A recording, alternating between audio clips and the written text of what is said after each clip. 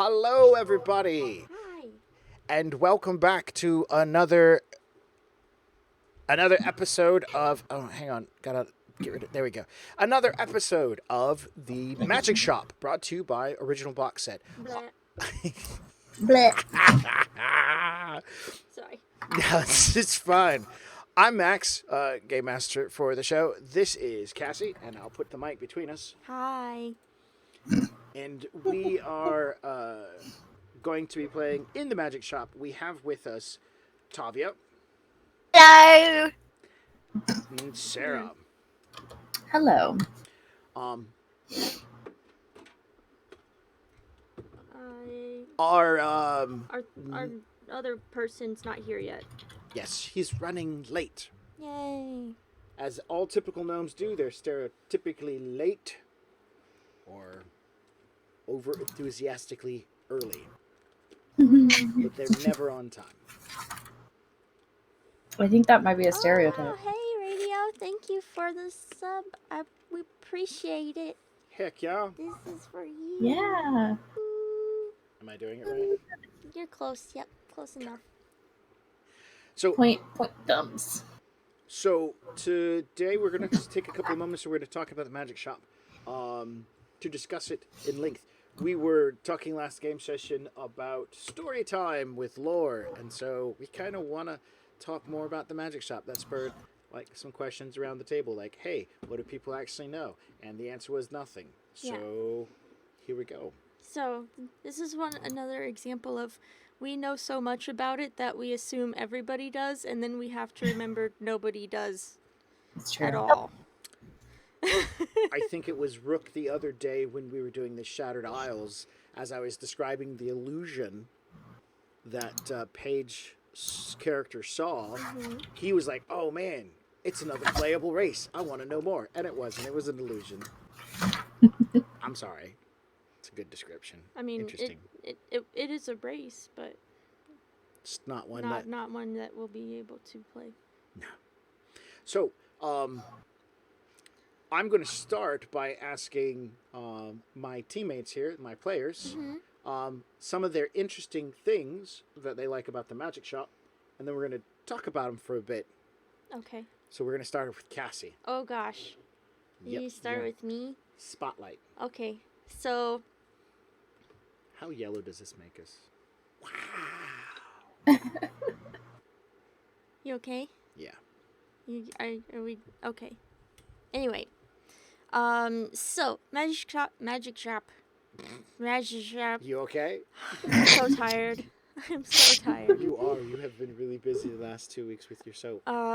But so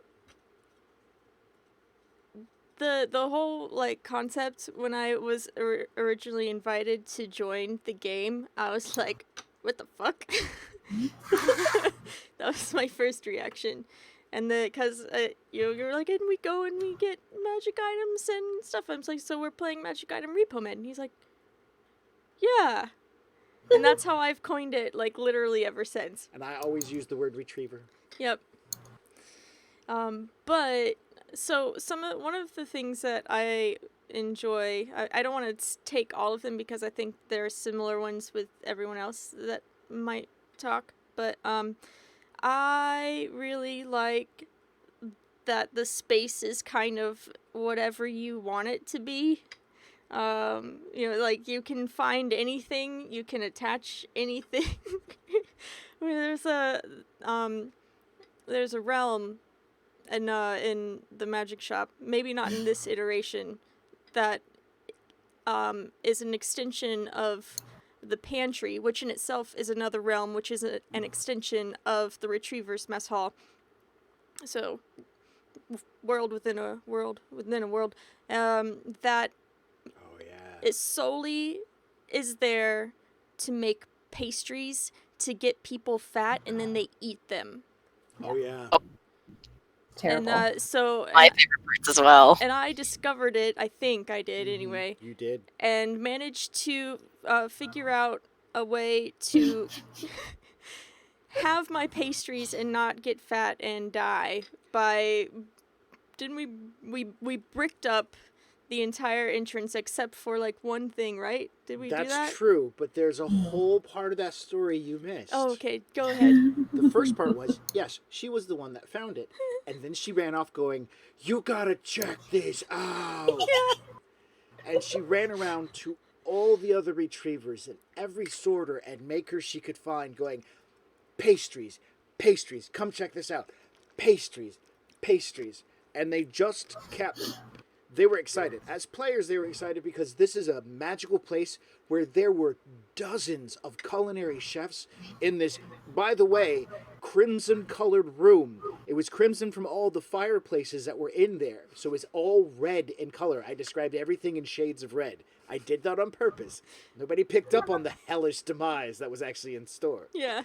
And so they would get pastries, and everybody kept coming back. I never questioned or said, "Hey, you gotta..." Nobody ever said, "I don't want a pastry," because if they had, I'd been like, "You gotta make a will save and a fortitude." Nobody did. They did it to themselves. They just kept going back, and they opened the exit entrance into the pastry shop, and the pastry guys were just like, "We make sure we will make anything you want. Just come on inside and have a seat." Yeah. I don't know. Who went in and sat down? Kronk was... I know I wasn't there, Yeah. thankfully. What was your character's name? Kitiara? Kitiara, yeah. Yeah, she'd have to find, plus size leather outfits. Right? I need a plus size corset now, please. I know that not everybody who got invited to go inside made it out, which was unfortunate. Yep. And they're just sitting there eating Forever until they burst. Probably to this day. Yeah. Who knows? Well, I mean, yeah. So like that. I joined afterwards, after it got bricked up. Yeah. Everything because they got things covered in honey. So essentially, like that is, the absurdity of the magic shop is really what sells it for me, because I like the weird and the wonderful. That's like, it's your own like personal wonderland, and and bad things can happen to you in this place if you're not careful, but if you are, it's just like, why would you ever want to leave? Yep. Anyway, that's my thing. One of them. That's really good. I did like the pantry. In the end, they did figure out that the pantry was not an okay place. That as people went in, they got fatter faster. And at that time, they realized they didn't want to leave the pantry. And I'm trying to remember. I remember you guys realizing it, and it was they were getting a big roasting pit out and sharpening big knives and skewers, measuring your characters against the size of the skewer. That was like, oh shit, they intend to eat us. Yeah. That it was time to run, and they bricked it up. But they left an opening big enough that they can still get pastries out. But for the majority of it, in that iteration of the magic shop, they avoid the pantry, that corner of the pantry if they can. Yeah. So let's turn the mic over to Tavia, and let's hear about one of your more interesting parts of the magic shop that you like. Oh my gosh. Oh gosh, that's a little hard. So besides the pantry, it could be a person too.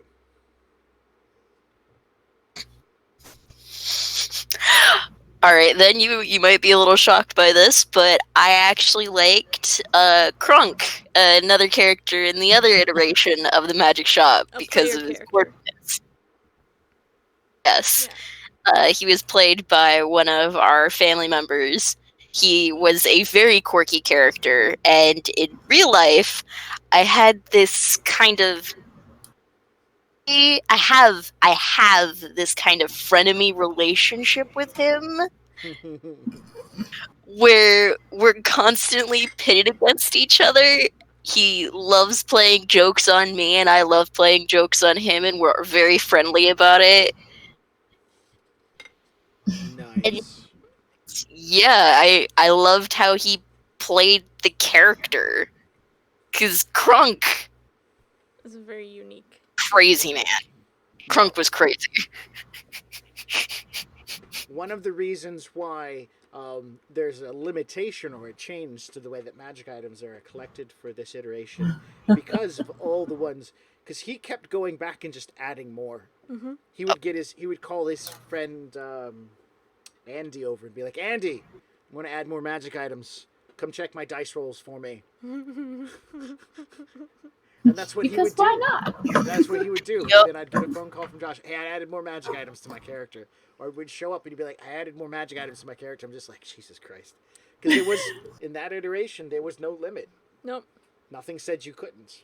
So that's another. I know that Radio had a weird like vision of like what the magic shop was supposed to be, and finding the magic items wasn't really a part of that. So I know that confused him a little bit. Yeah? But You guys So- talked about it? yeah.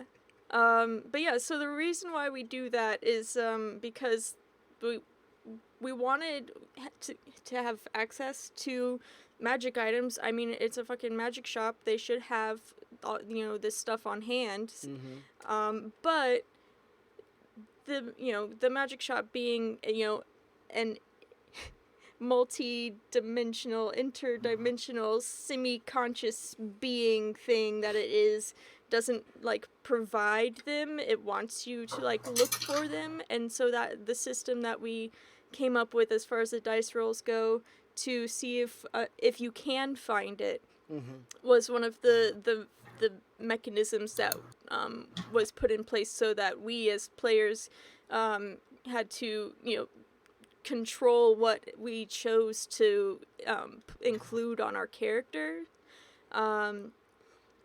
and so that's like, even though it's technically not part of like any campaign or retrieving thing that we do, it is a pretty integral part of the game, of the world Yeah. itself. Yeah. Because there have been times where at least one person had to re-roll their character because they got lost in the magic shop and never came back at all. And then Tavia's character got a permanent fairy fire curse on her character forever, and it can't be removed because she failed a roll looking for an item in the magic shop. And so like it adds like not just magic items, but it adds like stories of how your character had to go through like 15 different rooms, and you had to go through one place and out the other just to be able to find these boots of speed that you really wanted. So so yeah, that part I think is very unique as well. I don't know why very unique, just unique. The magic shop has a security system, and Do you want to have Sarah tell hers? I do. I want to say how I kind of rationale out Okay. the randomness. The magic shop has a security system that shuffles its rooms around, and I will never tell any retriever what the codes mean, and nor are any other of the sorters supposed to tell anyone what it means. There was a time in which one of the players got a hold of a retriever map, and that pretty much eliminated that as a problem. A sorter's map. Sorter's map. Sorter. Yeah, sorry. Yeah, it was sorter's map, and that eliminated it. So from the game that I ran with them, I realized greater and greater the game of the magic shop that I wanted to be part of, because this has been growing and blossoming, and that was part of it. So shuffling rooms with secret codes on them that only certain people can understand. All right, Sarah, what do you find interesting? What's something that you like about the magic shop? One word: ragamuffin. Really? Oh my god. I absolutely love the concept of ragamuffin. And what Ragamuffin is he is a an amalgamation of cursed items that have formed into a, I guess, kind of like a rag doll. Mm-hmm. So he's just cursed items, Yep. just walking around in the. Is it in the reliquary or isn't it? No, Is he it's- All just over in the the cursed place. items? he's All- everywhere. all over the place. Okay. He Excellent. Yeah, because now he's like a sentient form of life of all these cursed items combined together Yeah. that found each other. So the magic shop has probably an infinite amount of magic items. Cursed, not cursed, intelligent items. In the last game session, I got a cursed item, started turning into a blueberry. It's just that little things accumulated into a lot of things and then just started coming together and getting a personality all its own. and he's very soft spoken, and he's generally a nice individual. I liked playing him because he really had a concern for everyone else other than himself. And if you think about it, he's coming from items that are meant to kill you or turn your life to hell, and he's just a really pleasant guy. From him spawned the idea of his brother, a an anti ragamuffin, one forged purely out of magic items that isn't nice. I never got a chance to use him, but he was there. The concept was in the back of my head. And I was going to make him an asshole, too.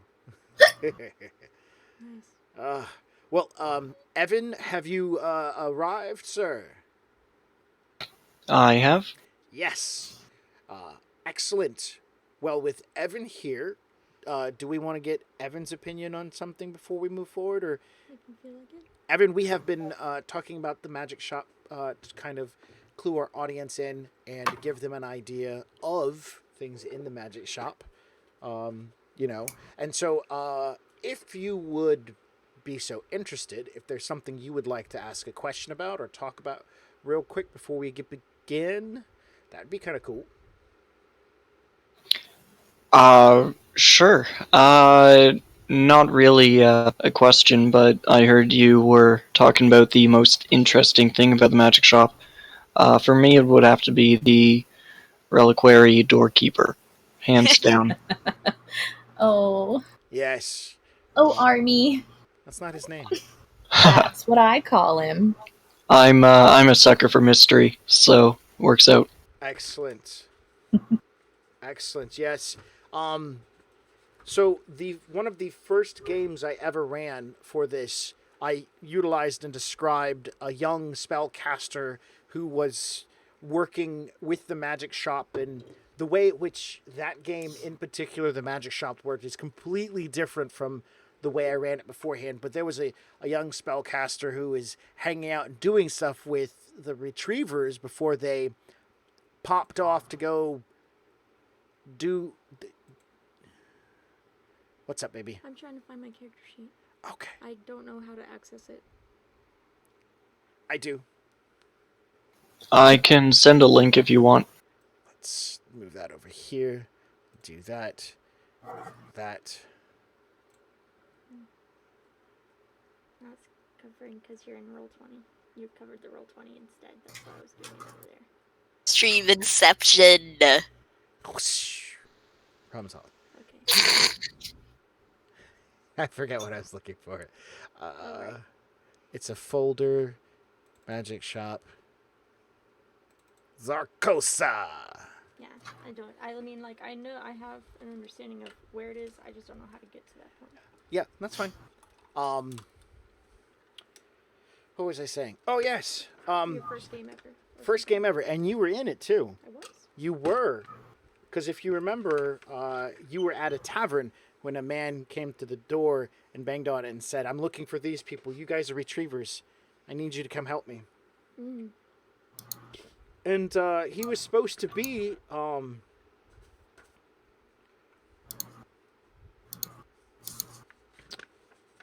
trying to find his full name. I can't find it. There it is. Because I wrote it down as Timothy. Damn it, Sarah. That was Timmy! That was It's not Timmy. It's Army. Armithian. Aramithian. Aramithian. Aramithian. Yes. I call him Army. Timmy. So, yeah, in the first game, Aramithian was this little spellcaster, and he's like, "You guys, we got to go get this item. We got this guy," and they did. We had the game; it was fun. And then the next time I came back to it, I was like, "Huh, I want to fast forward like 500 years and start making new stuff up." And I came up with the concept, and I started doing it. And then I realized I remembered that little wizard, and I was like, "Man, I'm gonna make it to where he's still around." He's so creepy. I love him. Definitely. The mystery is going to be cool to unfurl. So let's get started with unfurling some mysteries and enjoying the game. Yay!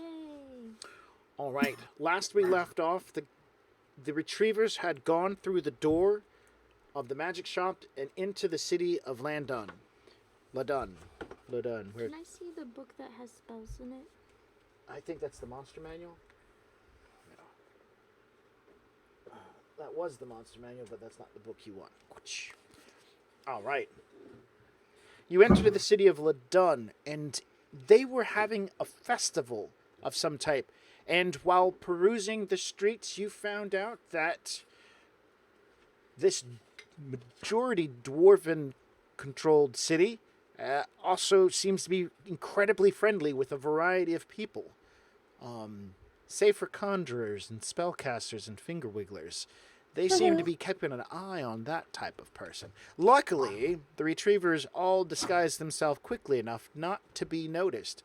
They also found out, the retrievers did, that badgers, big walking upright badgers, are actually like revered or iconically accepted because of some long ago hero that helped save them from some trouble that you have yet to delve into. But do you have time in the city of Ladun to find out these things? You were able to procure, because of your popularity of just existence and your appearance. Radio. Just because of your popularity and your appearance, you were able to secure lodging at a very fine establishment with beds in separate rooms and breakfast in the morning.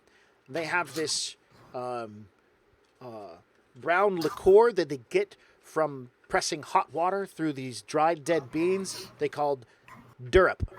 And they're more than happy. They say it goes great with salty bacon in the morning.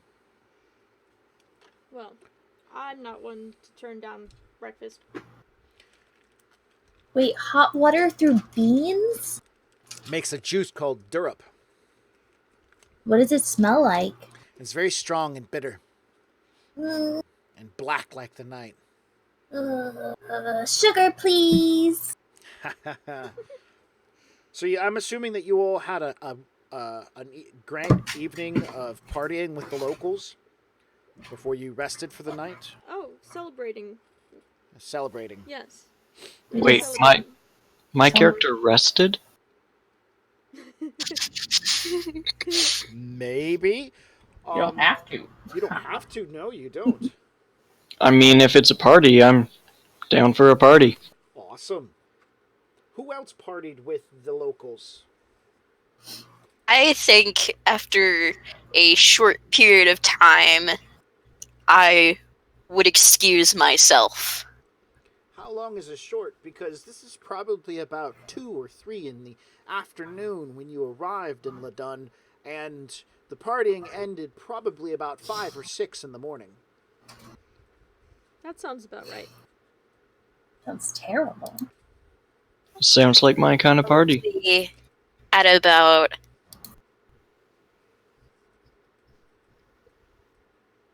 pushing it a little to be a bit cordial since they apparently have a thing for badgers. 7. 7-ish? I will excuse in the afternoon. I will excuse myself to the room. All right. I need my alone time for a little bit.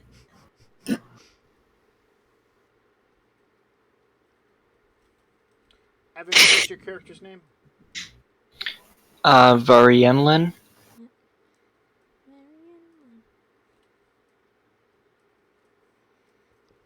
Navi, what was your character's name? Zafara. You're Zarkosa. Yes. Look at you, you can pronounce it and everything. And Blueberry, what's your character's name? The sound that something makes whenever you drop it on a metal floor. Zip. Oh no, that's the sound that sheep are afraid of. Tatinka. Katinka. Katinka. Well, Katinka. Tinkerbell. Katinka. Katinka. Excellent. I only let you call me that. Okay, sorry. That's I'm your pet. not even allowed in that group. Nope.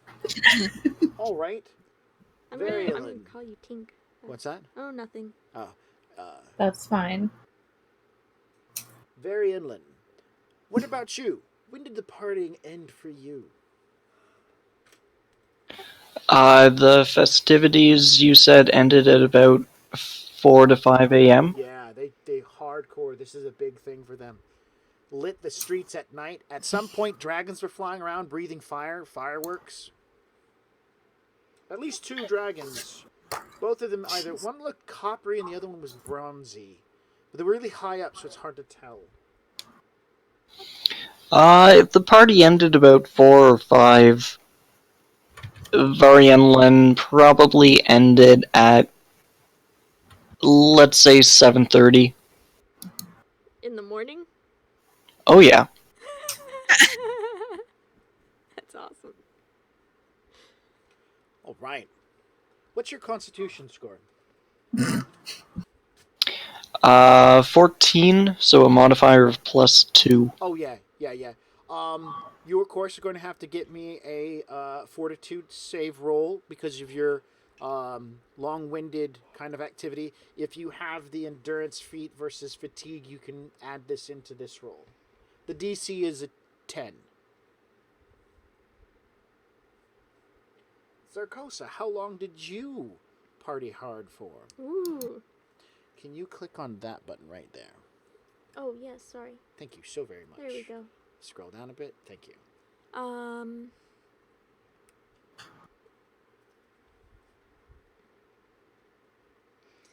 As long as I had wine in my hand, I would tell stories and be sociable and make up stuff that was absolutely fantastical and amazing. All of the things that me and my friends have accomplished.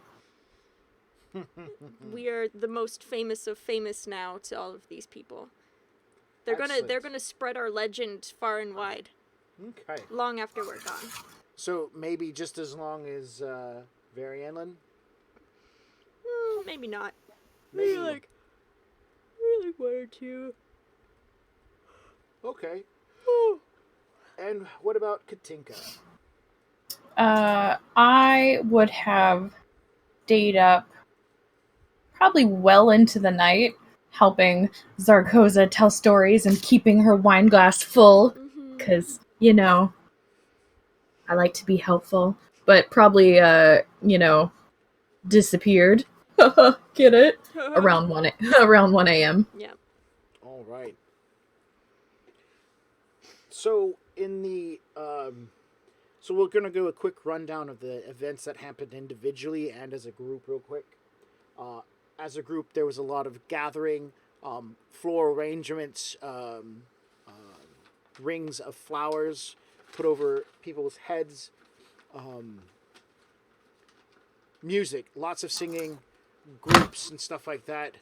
There would be caravans of people passing through, caroling from place to place, like a big group of people. And so this passed on quite a bit, and you guys most likely were sucked up into at least one of them. Safara, these people like to pet you a whole bunch, like touch you on your head, pet your shoulders, pull on your fur, snuggle up with you. A lot of the children would get uncomfortable with you or just like sit in your lap without being asked. They treated you like a plushy toy. No, maybe not a toy. Maybe like A pet. Santa. Like Santa. That's a great. I like that description a heck of a lot better. Like Santa. You were their Santa, and they would tell you about their problems, like oh, my toy broke or something like that, treating you similar to Santa in that mentality. Your character doesn't know Santa, but you personally under the understanding, so I'm assuming you can kind of equate. They looked upon to you as you were some sort of doer of good, protector of children, and An all around great guy. or girl. I mean, it's a Badger. badger. They don't know.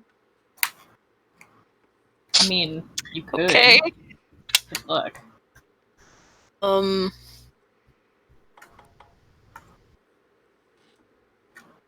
really don't like that everybody is touching me. They love you. I am very uncomfortable with it all. The children are cute. They're Dwarf children are very round They're or so blocky. They actually have like a really square shape to them or a very round shape to them. Like the little boys and girls might have very broad shoulders and no neck. Yeah. Are you describing a dwarf child or adult? Both. child. Okay. They're like little blocks of fleshy stone. Gross. What? They're cute. Opinions. Will. That's why you went to bed so early. Yes, that's exactly why. Because I don't want to be touched anymore. And you don't want to. Alone. You don't want Alright. to get upset with all of these cute little children. I know. All right, go ahead and roll Snap me one a and a d20. half. You can either use the Roll20 website. There's no modifier for this. This is an event dice roll. Or you can roll one if you have one in front of you. 7. Get a 7. All right. Upon ascending to your room for the night, snuggling in, you find that your bed is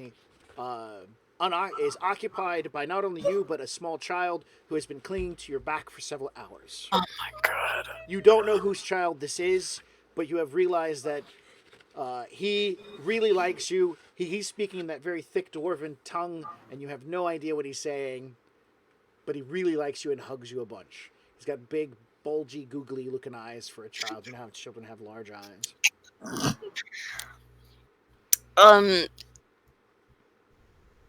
Counter that I can go talk to for a moment. It's 7 o'clock after you. At this point, everything's still pretty busy. You want to find what an adult to pass this child off to? Be like, this is not mine. Yes. What level are we? 9? 6. Thank you. All right, you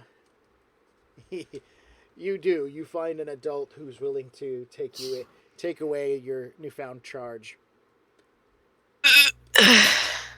Get one with free with every stay. I don't exactly want one.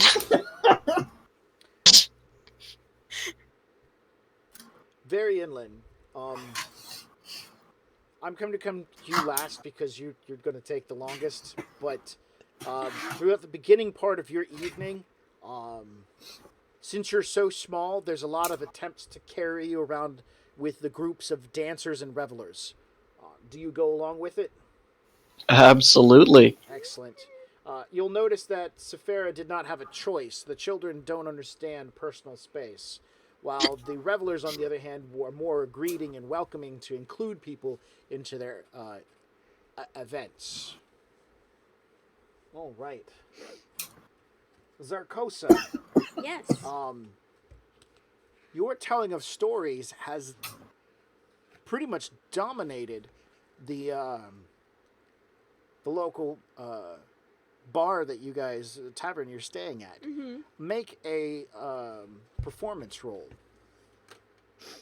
Okay.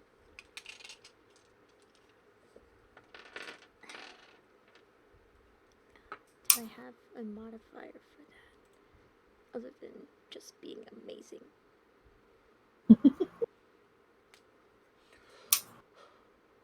There we go. So it's me just being amazing. Here we go.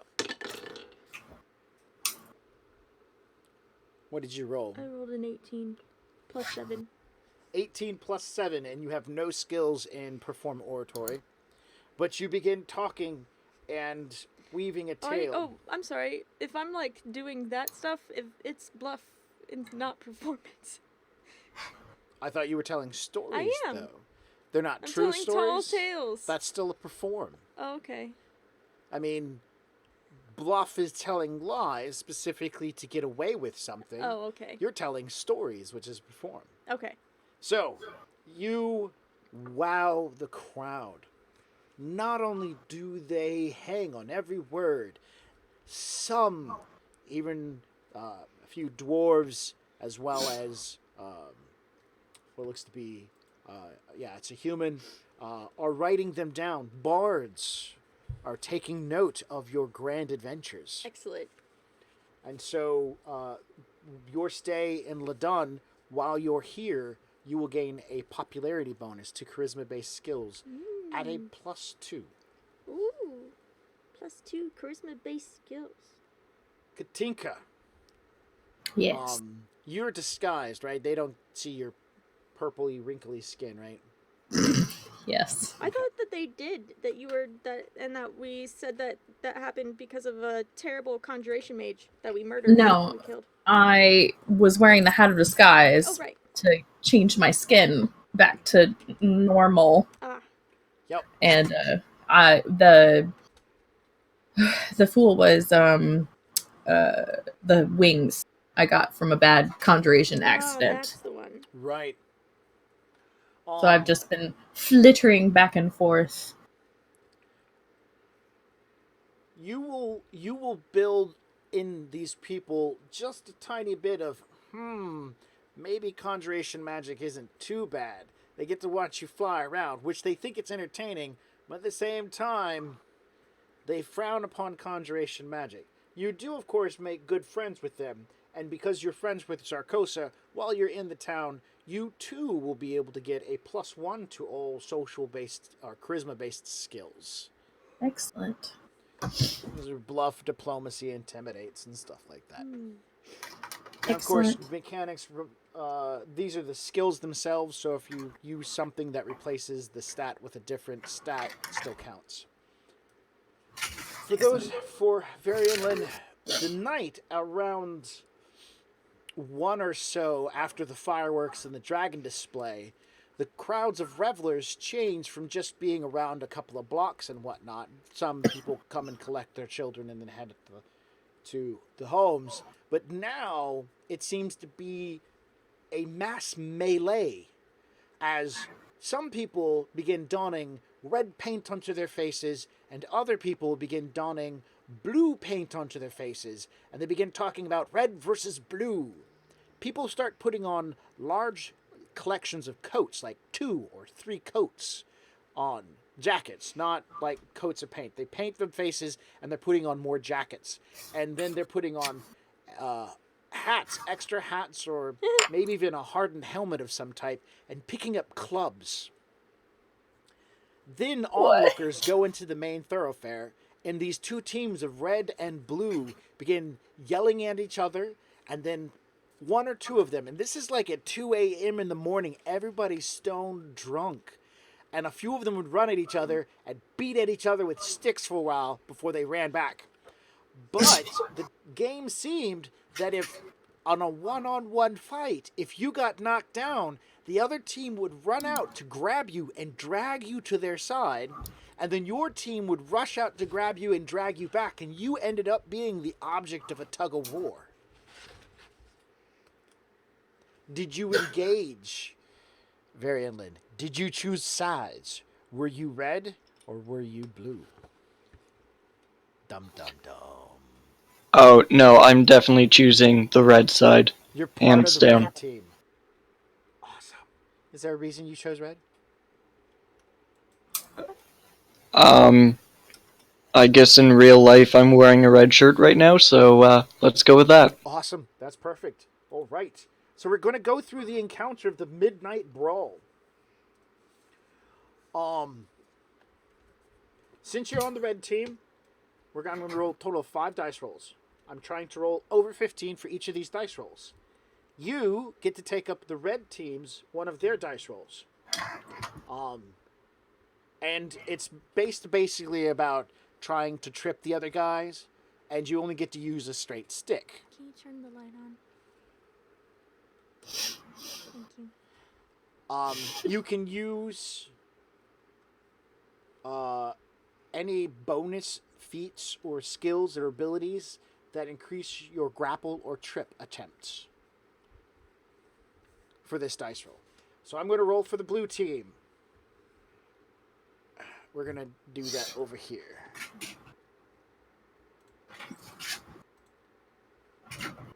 The blue team's 5 rolls. Oh, the first one's a 20. The second one's a 9. Third one's a 16. Ooh. Then a 1. This is their final dice roll. A 4. So they basically scored 2 points, and one of those points was from a crit. All right, now it's the red team's turn. Nothing for the first one. Nothing for the second one. Nothing for their third one. Red team is going to lose. They may can tie at this point in time.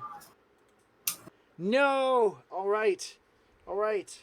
Evan, it's your turn to roll for red team. And if you've got any bonuses... No! Nope. Blue team squashed you y'all guys. Are drunk as fuck. Yeah. Most of red team was captured when you played. And, of course, for the rest of the night, people ran around chanting blue, blue, blue. Even the ones on the red team who had black eyes and missing teeth. Now, you rolled a 2, you didn't roll the 1. If you had rolled the 1, we'd be talking about what injury you sustained. His poor nose got hit again. And then that ends after watching at least one more of these street-style fisticuffs sporting events. You retired back to the tavern to talk with your newfound friends of both red and blue, and drink until people start passing out or they start leaving. And by the time you turn around, it's early in the morning. The kitchen staff has returned. They are sobering up, or they are sober. They are bringing out fresh stacks of plates, cracking eggs on the open skillet, bringing out wake-up brews, as well as making some durab. The bell rings in the early morning around 8 to start waking people up for breakfast. This bell is loud enough that everybody in the building will hear it. Excellent. My tongue stopped working. Will hear it. So you make your way down to the smell of bacon, biscuits, and durab.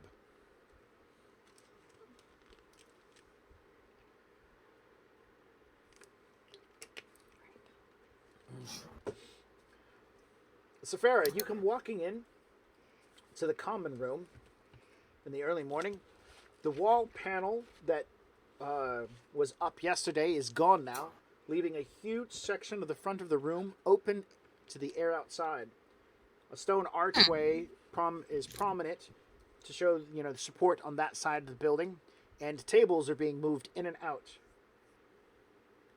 Partygoers who are still here are milling about. Some early morning individuals are coming in before they head off to either go do work or whatever they're attending to. 3 of the town's guard in mail are hovering around one table trying to figure out a seating order of some type. You see Varianlin with 2 other dwarves sitting at a table. I'm sorry, 4 other dwarves. 2 of them are passed out, 2 of them awake. Varianlin, would you have breakfast by this time? Sorry, would I have... Breakfast. Would you have gotten food the moment the bell rang? Absolutely. All right. So, Safara, you see very inland sitting at the table with these two dwarves, one with a whitish blonde beard, and the other one with a dark black beard, and they're having breakfast together. What would you like to do? Well, now that I'm feeling much more calm, my frustration out last night after dealing with the small child, and am going to go up to very inland and ask how his night was. Well, why don't you do that in character? You are correct. So, and walk up. Didn't return to the room last night. I'm guessing you had a good time. I kind of lean backwards over the bench and try my hardest to give the giant badger a hug without falling over before returning to my breakfast. Oh, I had a wonderful night. I got beaten up by a couple of dwarves. It was loads of fun. The gentlemen at the table have one has got a face painted blue, begins snickering. One with the face painted red just kind of leans his head in and begins drinking from a saucer of milk.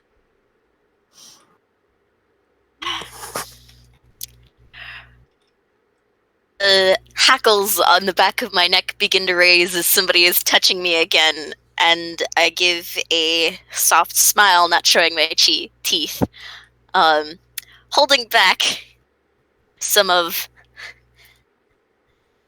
my anger that is starting to well up again. Interesting.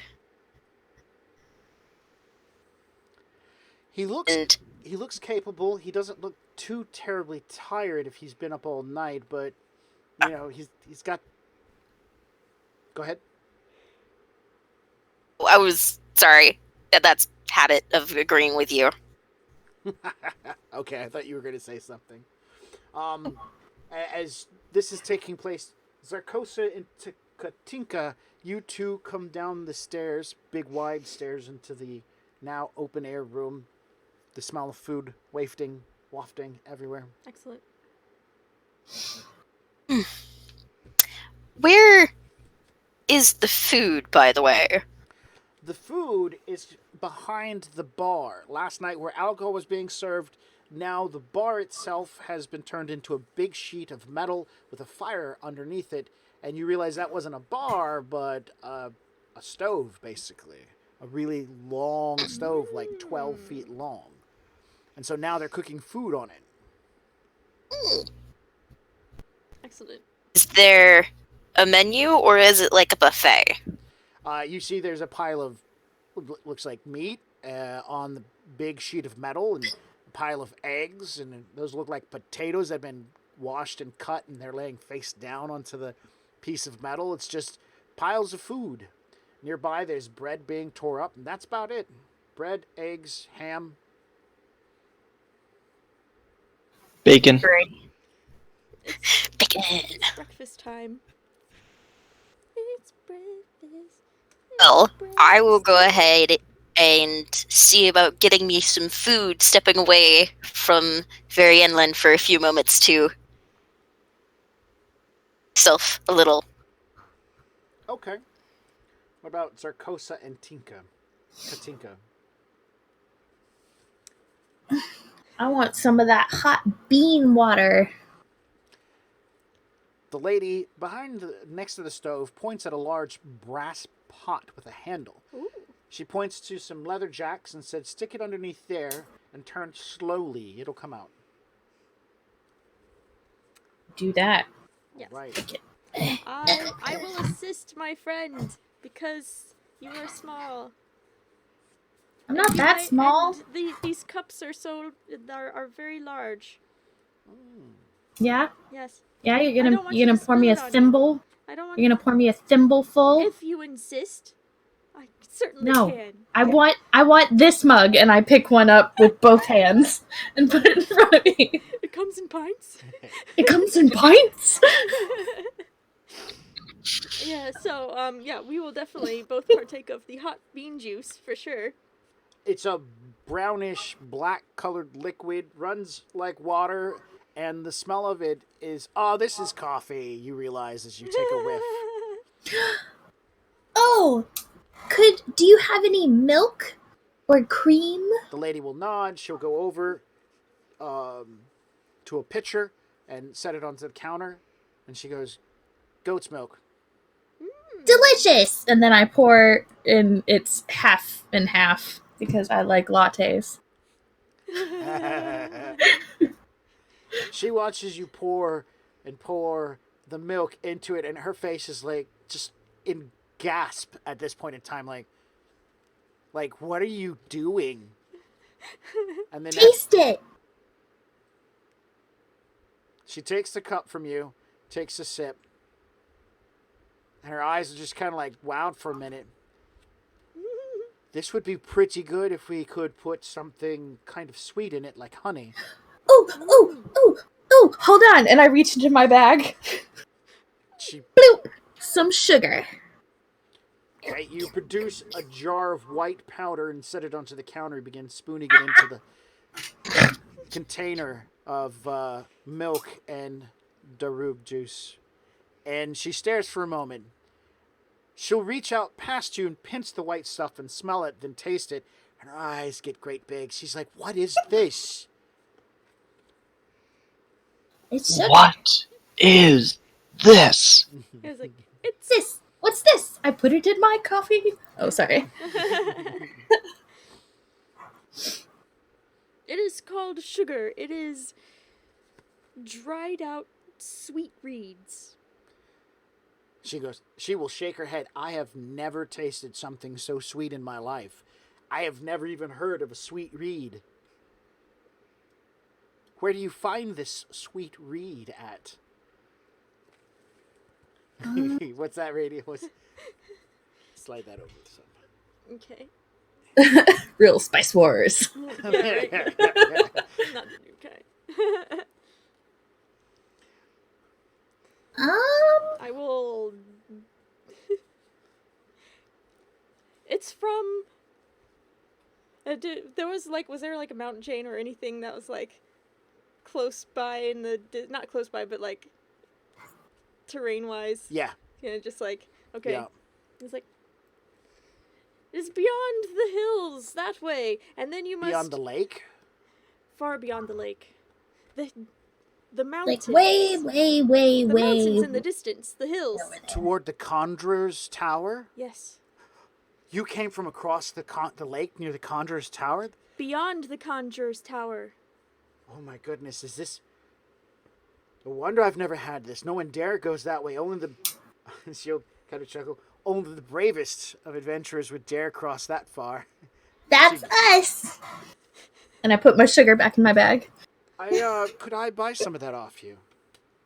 Maybe for a parse or two, couple of silver? Oh. I suppose I wouldn't mind parting with some of it. Oh, please. Just part with all of it. We can always get more. Okay. The woman will have an astounded look on her face. She'll fish behind the counter. Please wait. She'll rush off. She'll come back and bring you a gold piece and 5 copper pieces. She goes, this is the best I can do right now. Would this be enough? Would you accept that for that entire little pot of yours? For such a rare spice? Hmm.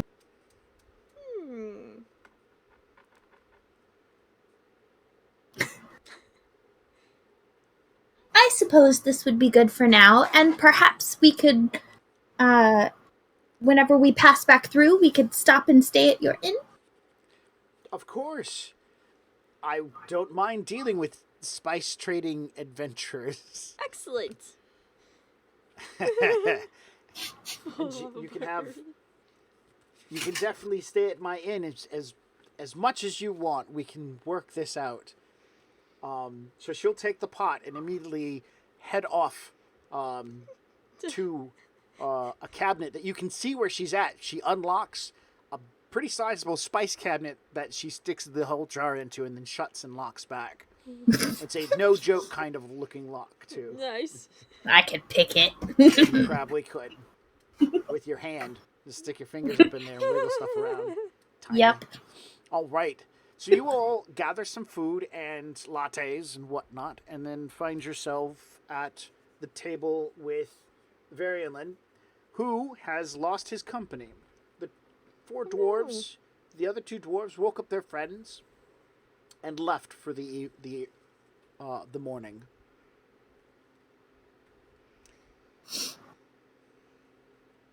So, what we going to do today, people? Well, I think today we should find the corpse of our friend. Please. You said friend.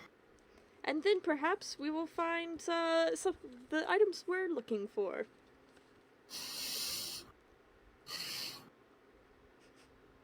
Well or then, just the items. That's fine too. Out of character, was the person we're looking for human, dwarf? Human. Dwarven. What? Human. Your friend you're looking for, or the Oh. renter? The renter. Dwarven.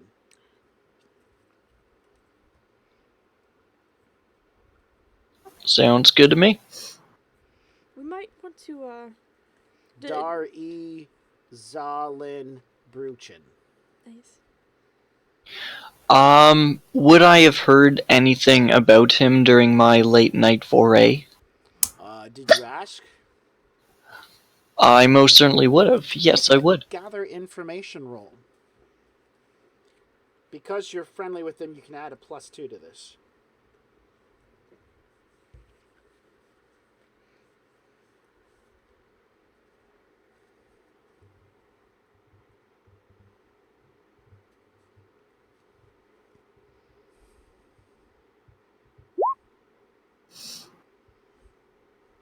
Pretty average roll there. I'm going to make some modifications to stuff here. Okay. I'm going to bring this down here. Bring this up. That way I can see this part right there. Oh. Excellent. That's exactly how I want it. Okay. All right. Yes, Darley Enza, the Bruchin clan is who you find out about. And her name is rather synonymous amongst her family and her close kin, which you have a chance to find out about. She was an adventurer, past tense. They haven't seen hide nor hair of her for some time. And the most recent divination that they had done told her that she had passed. So they performed a ceremony for her. They don't know where she died at because her stubbornness, even in death, she refused to answer where and how she died. How rude. Sounds like she just wanted to be left alone.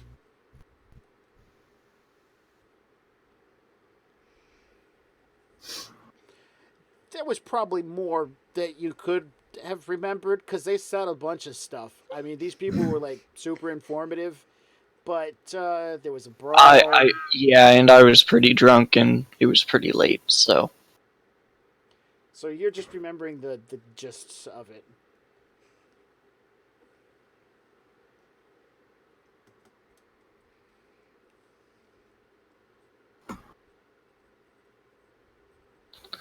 No, sounds good to me.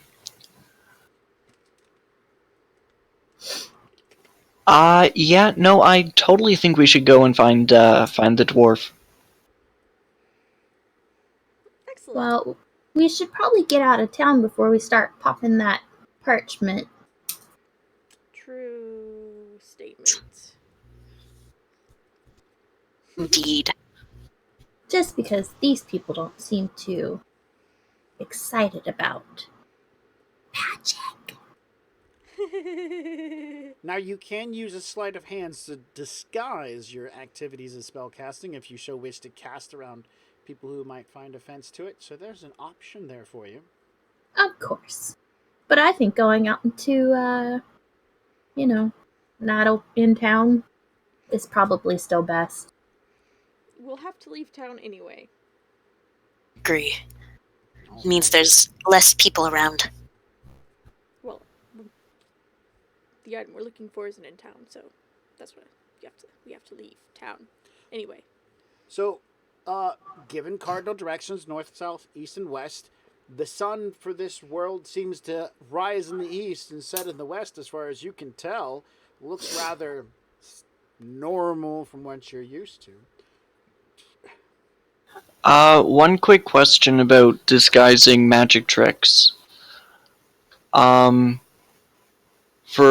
one of my levels, I took a skill trick called concealed spellcasting. Mm-hmm. Is that essentially what you're talking about with that? No, I think concealed removes one of like the not semantic.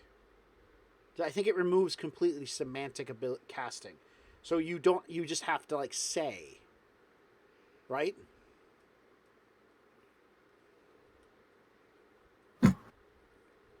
What is the ability called? The ability is called Concealed Spellcasting, and it states that you can cast a spell without revealing that you are doing so. Make a sleight of hand check as part of the action used to cast a spell, opposed by spot checks of onlookers. If successful, an observer can't tell you are casting a spell. Can you do that leg instead? It's actually touching the desk, so its whole desk would shake. Huh. No, you're right. So, if it is a trick, then no, you can't make a sleight of hands to disguise your spell casting. Only people who have that ability can do it. That's weird and interesting. I think, I think Evan's character would be better at it than other people. What do y'all think? I say probably, cause I mean, I'm a tricky guy. What would be a good comparable skill bonus for doing this? I'm thinking either a 4 or a 6. yeah. I would probably I mean either of those two sound amazing. Yeah. All right. Cassie votes for both. Sarah, Either. Yeah. Evan, The 6. Yeah, I mean, I'll take the 6. Tavi. Either sounds good. All right. Last vote comes from the audience. Because I want every spellcaster to be able to fake it and not be caught, because I think that's important, to make Evan's talent worthwhile, should we give it a +4 or a +6? I think radio is a way getting coffee.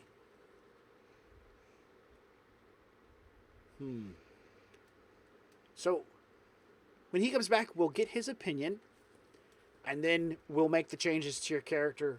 But for now, John is suggesting a +4. There's John's here. Excellent. Thank you for your input, John. He's going for the lower scale.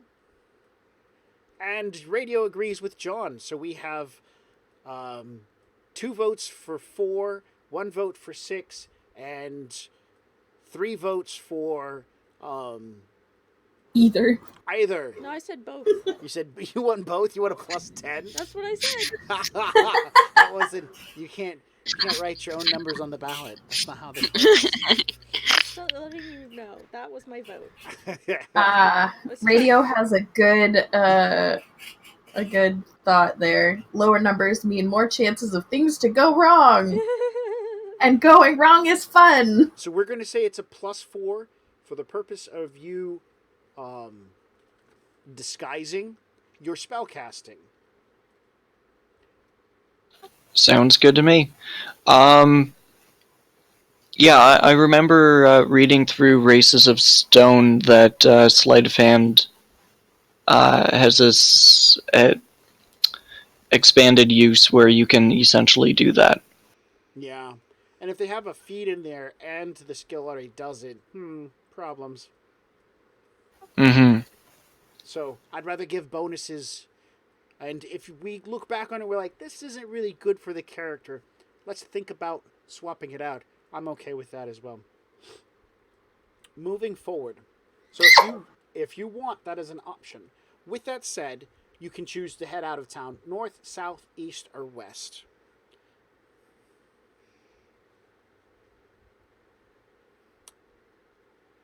Which way Which is way? closer? Which way was the lake with the Conjurer's Oh, again, good Tower? point. To the Yeah, I north. was gonna. So To I the would say north. south because we just told them that we came from that way. Well, we might have to go back. Let's go back. We can say we're getting more sugar. I don't have time for Okay. that. Otherwise, I'd love to interrogate those people. All right, so you're going to head north toward the lake. It takes you probably about a good 20 minutes of walking through streets before you get into some more rural parts of this town. You've gone to parts where it's more like a fishing village, and then you find docks, and you're at the lake. And it is not tiny. In fact, you can barely make out land on the other side. A number of fishing villages, or fishing vessels, are in the area, so there's a great possibility of hiring a captain maybe to get you across the way. There are a couple of sizable boats as well as smaller dinghies. The area that you're in, you're more than able to find a secluded place, either at the end of a dock or in a field, someone's field, or on a quiet street to play around with your magic trick. I'm going up to the dock. Is there a person that looks like they're in charge? There are a lot of docks. So as you get to this side of the city and whatnot, there are quite a number. Most boats are on beached up. So we'll say this is like a city proper dock. And no, there does not seem to be anyone in charge. People have their boats tied off, and several of the boats are rather large. One of the boats have armed guards hanging out around it. And by armed, I mean they have swords. They're wearing chain mail vestments, and the symbol is familiar to the watch, similar to the watch that you've seen. So I'll walk up to what I would assume is the owner of a boat that's large enough for all of us, but not so important as to have guards. Mm-hmm. Hi, yeah, we would like to get a ride to the other side of the lake. All right. He's going to check you out for a moment as it's a rather large boat. It's him by himself. And right now, at this time in the morning, he's picking through a net, getting things out of it and cutting pieces of string.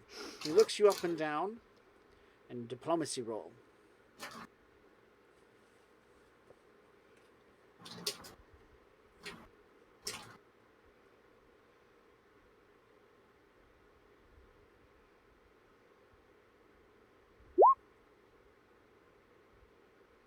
He responds sharply, "No, it's dangerous on that side of the lake.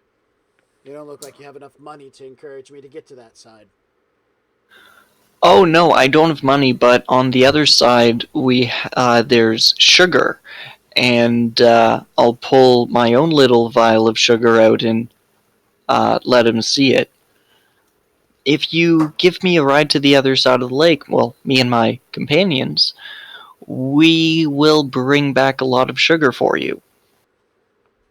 He raises an eyebrow, looks at the tiny jar, reaches out and grabs a hold of it and pulls it close. Pops it open, begins looking at it, looks at you. "What's this?" Why don't you taste it? He will take a dab of the sugar and put it onto his lips, and then he'll taste it with his tongue. And then he stares at you, and his eyes grow great big. What is this? It's sugar. And he looks across the lake. You got it from across the lake. We did, yeah. Yep. He will take and pocket this tiny little jar of yours. You are now out of sugar. Mark it off your character sheet. Retriever kits do not come with their own supply of sugar, by the way. And he'll give a nod. He'll take his net and begin wrapping it up. He's like, "This is the most amazing thing I've ever tasted. I still need you to pay me for at least traveling across the way, but I'll stop natting my net to take you over there." So kind. 2 silver pieces, and I'll take the lot of you across the river. What if I tell you that we'll help not only row, but I see that net. I'm a pretty good fisher, and I can fish a lot. He looks to the net and says, "The net needs natting, and I don't have the time to fix it right now." Oh, I can. How do you say, nat the net? I can do that for you. Easy peasy, lemon squeezy. He looks to the rest of you, of course, eyeballing the big badger. "You must be adventurers or something, on some sort of quest." You're so perceptive. His eyes square on the badger mostly. And then the two tiny people. "I must be hallucinating. What was this?" You're not hallucinating. Oh, that one talks. That one has a name, and if you were nice enough, I would tell You you got an what 18 that name to reach out and is. grab your wings while you're talking. No! He's touching your wings like, "What the hell are these?" Stop it! Don't touch me. Excuse me, sir, but we are indeed adventurers. His eyes get great big as he sees And you could you talking. please not touch my friend's wings? That's very impolite. Very impolite, and I don't go around touching you. God. So Calm down, Katinka, calm down. getting all handsy. He looks to you, Zarkosa, the Yes. only semblance of what he even recognizes. 2 silver and a jar of that sugar, and I'll get you across. No need to worry about fishing or nets or anything. I'll net my own net.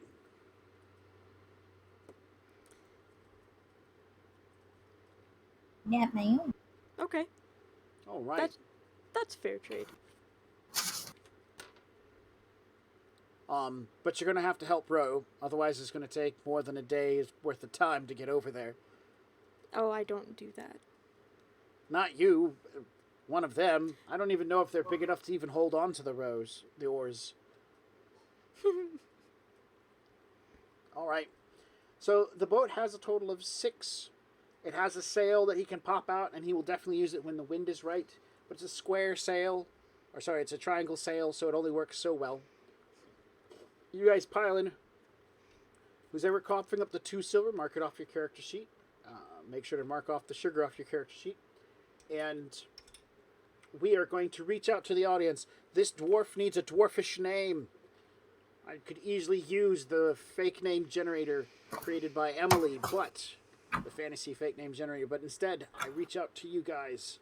Give me. His name is McGrabby Hands. Codrag. Not in any relation to our code drug. As you walk up and getting onto the boat, Codrag shakes your hand. He will grab your hand and shake it whether you want him to or not. And? Charmed. Man the oars. I'll get the rudder. I'm sure you will. All right. Really certain manning the oars is Sephara's job. Oh, obviously.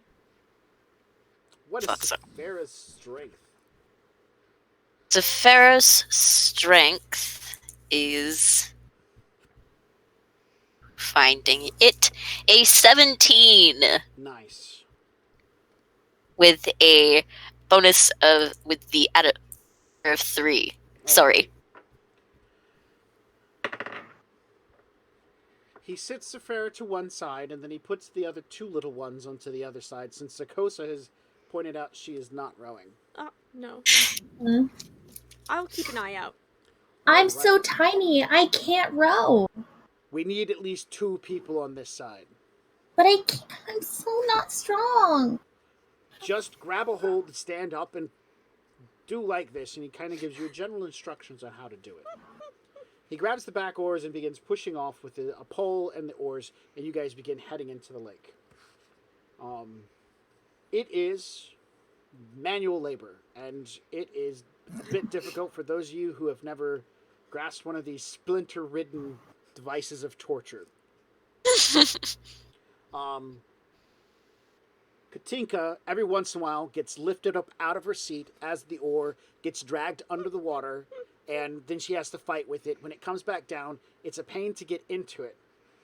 About 20 minutes into it, you guys are going, and the other shore is in front of you, and then the boat seems to go in a big circle, and the city's in front of you, and then the other shore is in front of you, and Kodrag has to call out and say, "Stop, stop. You, the one with the black and white fur. Your name was Sephara. Sir? Please sit in the middle and control oars on both sides, or else we'll be going in circle for damn near days." Yay! And I fly over to Zakosa. That was incredible. Bravo. Bravo. I will go ahead and shift over to the middle and start paddling both oars. Pedaling! She kicks off on the floor, and we all drowned except for me. No! Or she pulls out her magic floaty device, pulls the string, it inflates, she jumps behind the boat and begins swimming at high speeds. Right. Nope, I've already stabbed that. Oh. What about Vierlin? I butchered it that time. You did. Evan, what about your character? What are you doing while the badger rows the entire boat? I'll be, yeah, I'll be looking at the opposite shore and trying to make out a tower looming over the trees, trying to see it. Excellent. All right. Go ahead and make your perception roll. At some point, Kodrek pulls up the tiller and mans the oars and starts giving a cadence to make it go faster. And he'll do, like, if he wants you to, you know, if you needed to go left or right, he'll give more instructions on how to go left or how to go right. Sorry, it's not perception in this game, it's spot. Search or spot. You're doing a search. You're doing a search. I don't think I have anything in that. So that's a 22. Okay. As they are rowing the boat and you're watching the far shore, it is very mountainous. There is not a small shoreline, but just mountains on the shoreline. At some point, you can see what seems to be a collection of dark black and green clouds in one area of these mountains. The clouds do not move, even though the other clouds roll around them. Green lightning arcs out every once in a while from these black clouds, and you can see the silhouette of a tall tower in the clouds going down into the mountains. You think you might have found the Summoner's Tower. Excellent. Which is interesting because the people told you it was like over 200 to 300 years ago that some adventurers defeated the summoner. Man, that tower's still up there, magically Still enchanted and everything. doing stuff. Yep. Okay.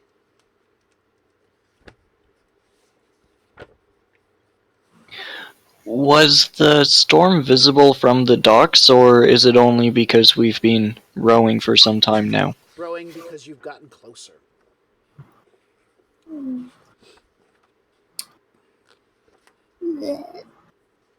Sounds good to me. All right. When do you want to utilize your scroll?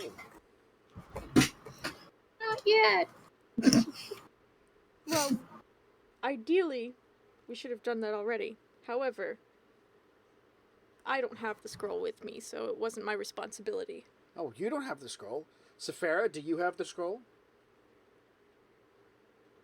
Oh, Uh-oh. Katinka, I do you thought have the scroll? Inland did.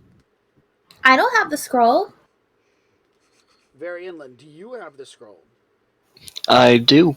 Oh, good. Somebody's got the scroll. This would be so much harder if you guys left the scroll somewhere. We gotta go. We would have to go back to the town and find the scroll. Exactly. You left it. Somebody used it for a napkin.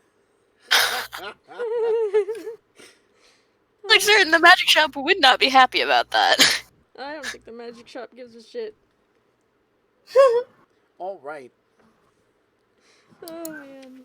All right, with the dwarf in the stern of the boat, and with my character in, or Varianlin in the bow, he'll attempt to use the scroll in a hidden manner. Awesome. Let's do this.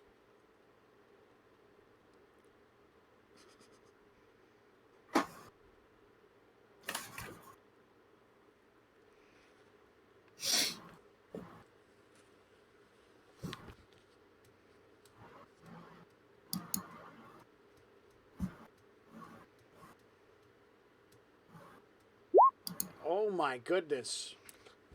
Wow. Wow, we don't even realize you're using the scroll. So, you pull the scroll from your coat. You adjust it a little bit and tap it to the wooden bow of the boat. Magic springs forth in tiny particles. It begins coalescing into the shape of a point of a needle, like the tail of a jet thrust coming out of a jet engine, but instead this is pointing in a direction. And it's pointing to the large, dark tower with the ominous black and green cloud. You move it to the left, you move it to the right, the needle continuously points straight toward the dark tower and ominous green cloud. You even hold your arm out far to like the left-hand side of the boat just to make sure, kind of wander back a little bit. You look to everybody else. You turn around. You turn around, it's pointing at the dark tower. Great. Yay. You guys are completely unaware he does this. Yeah. Yeah, as far as your characters are concerned, he appears to be doing the gnomish version of you put your left hand in, you put your... This new guy is really weird. At least he's more entertaining than you two. You're rude. Why did we bring her along? Honestly, I have no idea. Because God. I'm the only one with strength here. Because you I'm an really 11. Because I like badger hugs. Ah. Oh. Well, you know what? Please don't touch me anymore. You should give so many hugs to that badger.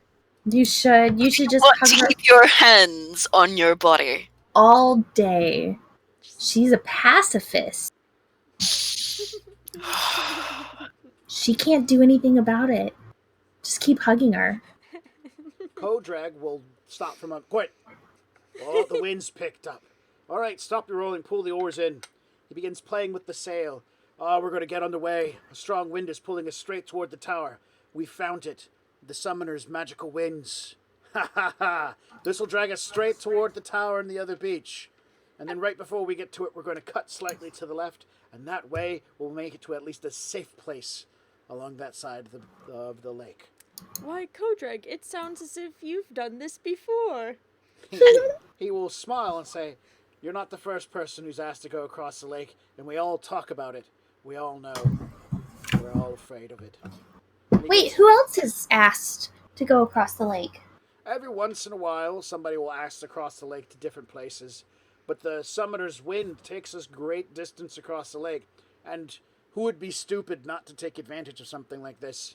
A very, very stupid person. The sail grabs copious amounts of wind, and the boat pulls forward on its own. He rushes back, controls the rudder, and you guys speed up. You want to go fast, you can put the oars in the water, but it's not going to help that much more. What should have taken an all-day event of rowing gets you guys close to the other shore, probably about 3 o'clock, 2 o'clock in the evening.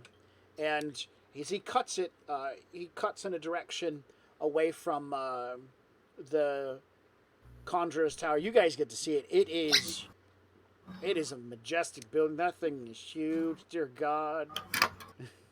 He cuts. Do you think he's compensating for something? Say that again. Do you think he's compensating for something whenever he built this?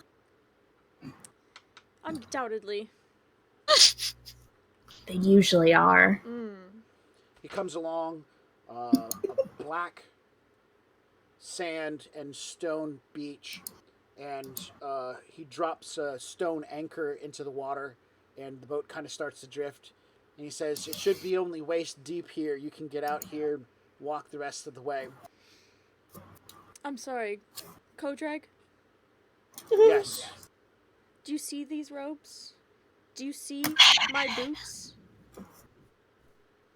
They're expensive. Can you take us just a little further? Our badger friend will help shove off your boat so you can... All right, fine. I don't want to, but he pulls the pole out and he tells the badger, he tells Safara, because he actually remembers that name, to put the oars into the water and begin walking them along the bottom, as he used the same with his walking pole. And you guys begin getting in closer to the shore. At this point, he's like, now it's only boots deep. I suppose that's a decent compromise. Okay, good. I don't want to get any closer. They say this land is cursed by the magic users' foul magic. Oh, yeah? Yes. Well, I'm sure it'll be just fine.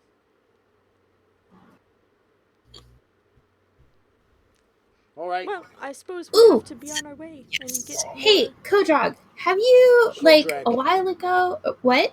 Kodrag Katinika. Kodrag. Yes. Kodrag. Right, sorry about that.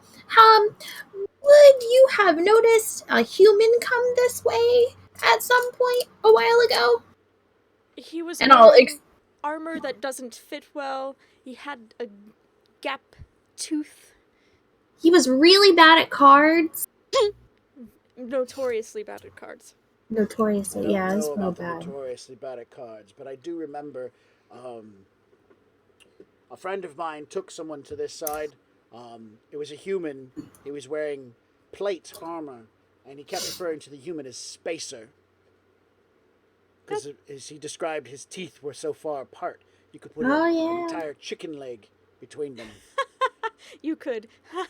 When we speak of the same one, he has come across, but ne'er say a word of him coming back, nor has anyone seen him. It was supposed to be picked up. My friend did wait by the shore for the time period that he said it was going to be, but he never came back. Well, that's unfortunate. I imagine you're going ashore. Yes. There's a footpath. You can't see it from here, but beyond the beyond the rocks there's a footpath that will take you up a little bit higher to the cliff wall. Be careful, though. There might be traps. Ooh, traps!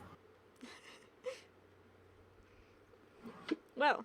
And it is a cliff facing, and, it's not... Yeah, you think you can see what he's talking about? That's kind of disguised. From a distance, you wouldn't see it, but up close, you kind of see it. Yeah, I totally see it. Mm. We're so close. I can see the tower so well. Oh, this is too. We're too close. Okay, bye! All right. I say in We'll go Dwarven. ahead and step step off the boat and into the water. All right. Your paws touch the ground. The gravel is smooth under your feet, but you're able to grab some traction. And for everyone else still in the boat, make a reflex save. I'm flying. Your target number is a 10, by the way. No. Okay. Hold on. Evan?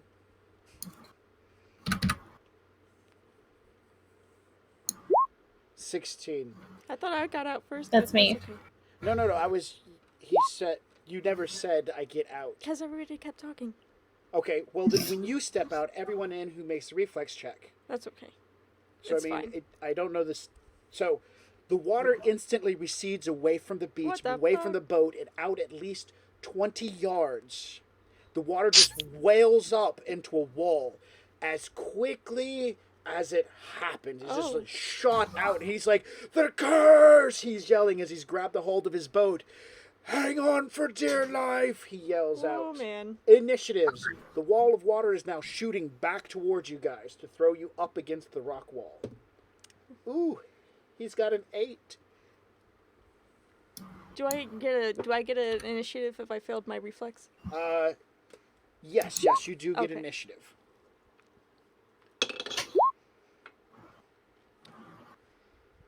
Keen. Excellent. And when the badger touched the ground, there was an audible boom noise. Ooh. And then the water shot out to make a wall behind you guys. An 18 total. Awesome. Unless somebody's got higher, you're going first.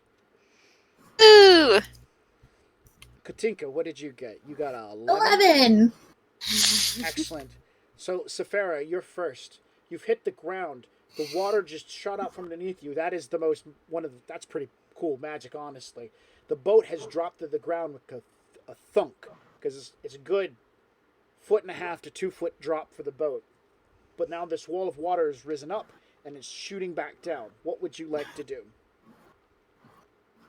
How far is it from the boat to the shore?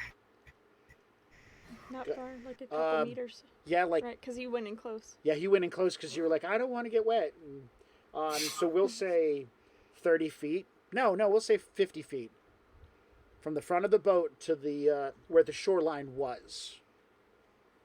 All right. Can I grab onto the front of the boat and try to drag it? Yes, you can. Oh, man. Not sure how successful it'll be. Sure, make But a I'm gonna strength try test. it. Yeah, do it. Make a strength test. This is like pulling a sled. We're gonna set the DC at a 15. Do I add into it? Your strength modifier, your like whatever it is. You said you had a 17, so that means it's a +3. Oh. Whoa! A nat 20. You grab a hold of the boat and with your incredible speed and prowess begin dragging the large formed chunk of wood, just fighting against the gravel, making a ton of noise as the water begins rumbling up behind. Next in the initiative is How far Evan. did they get? Oh, she made it all the way. Okay. Yeah. Evan, what does Very Inland want to do? The badger has just like, He-Man.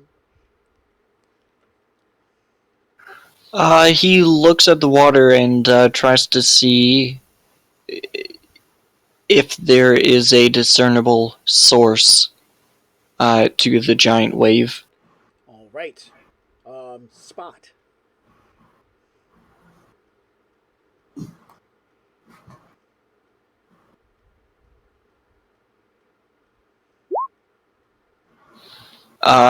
He does have, however, an ability which allows him to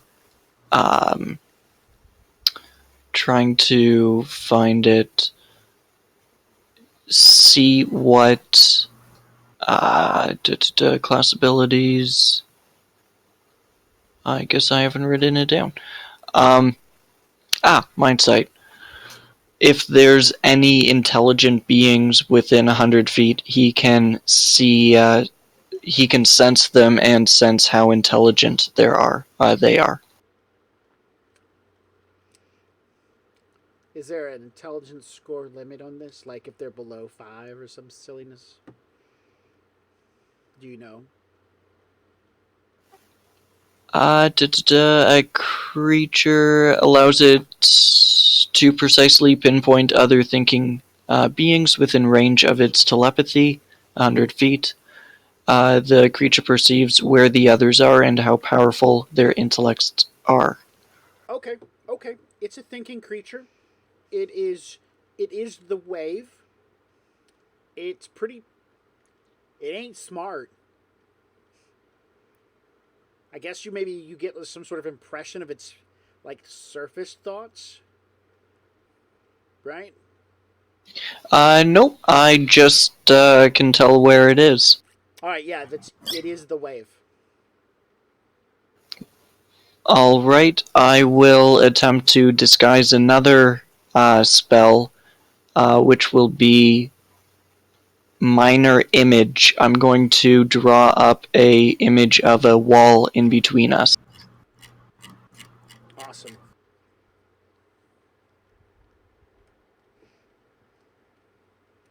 Wow. So sleight of hand is 21. Mm-hmm. Did you need this spell? Oh, okay.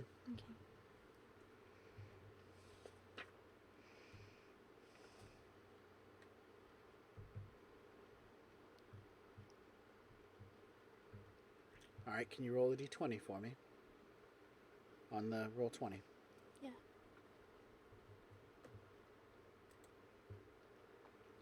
All right, what's the save?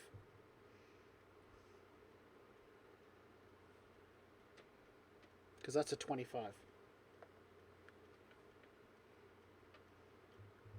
I don't think it's directly immune to illusions. Yep, I'm just looking it up.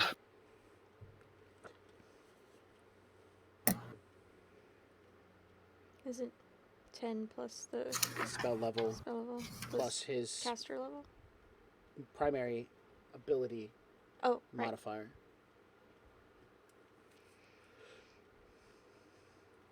Minor illusion is what, a first level spell? Minor illusion is second. I have spell focus in it, which gives a +1. And your primary casting stat Is intelligence with a +4. All right, so we're looking at a 17. They rolled an 18, has a +7. It is not effective for illusion, or at least it doesn't believe it's real. Yep. So it disbelieves my my wall. Darn it. All right. Next initiative goes to. I rolled a 10. You rolled a 10. Katinka. You're still going to get hit by the wall even though you're flying just above where you were a moment ago. Just to let you know. Wait, how high is the wall? 10 foot. I can't beat out of there? I didn't say you can't. I just said right now you're going to get hit by it. Okay. Yes. So I am going to fly up and away. And I have a fly speed of 60. Whoo! That'd get you up to the top of the cliff. All right. You fly up to the top of the cliff. I'll give you a description of what you see in a minute. And last but not least, Zarkosa. Yes. Where's that path you said was supposed to be right there? It's kind of like off into. He pointed it to your off and to the left. Okay. I'm going that way. All right, so Very fast. you jump out of the boat. I'm just doing a full, like, he said it was over there, that's where I'm going. All right. Because I don't have anything to stop a wall of water. No. Yeah. I can't prestidigitate that away. No. Or mage hand it to stop. Stop. In the name of whack. Yeah, All exactly. right. Safara, you were able to pull the boat up onto the land, and that's like 50 feet. What is your character's full movement? My full movement is 40 feet. Okay. So, yeah, you can pull the boat up 10 feet close to the shore, and you can stop there, which would technically be in the shore. Hopefully that means the boat's going to survive. And then you can run off, or you could pull the boat the rest of the way up to the wall.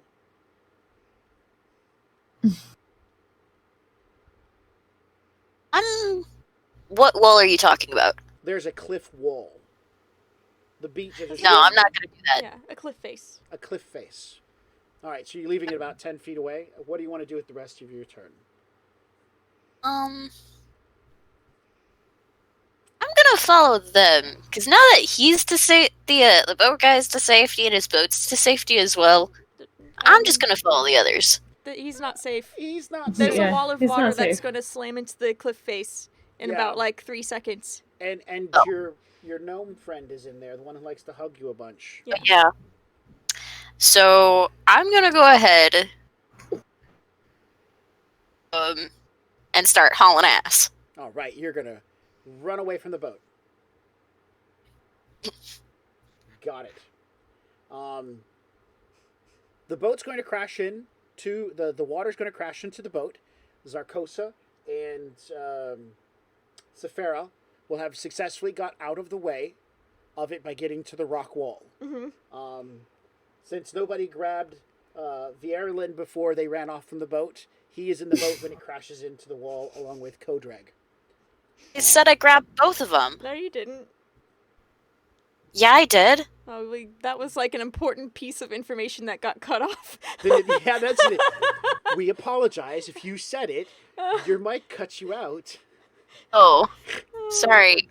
Yeah, I said I'm gonna grab both of them and haul ass. All we heard is, okay, I'm I'm hauling ass. Yeah, that's what we. Yeah. Yeah, that's what I heard. I was like, I was like, okay. oh, well, okay. No, We don't care about other team members in this party. Well, you said, oh yeah, the one who likes to hug you a bunch, and I thought that maybe she was like, oh yeah, I hate that guy. Because you were quiet. You were Leave quiet. him to die. Sounds great. Oh, I'm loving it. I'm loving it. Uh. So you grab the both of them. We'll assume that they assist with the grapple. They run up. The creature makes its slam attack against the boat and the wall. Because it's slamming into the boat, it gets extra dice of damage. 10 plus 12. I'm pretty sure it hits a non-stationary boat, right? The answer to that question is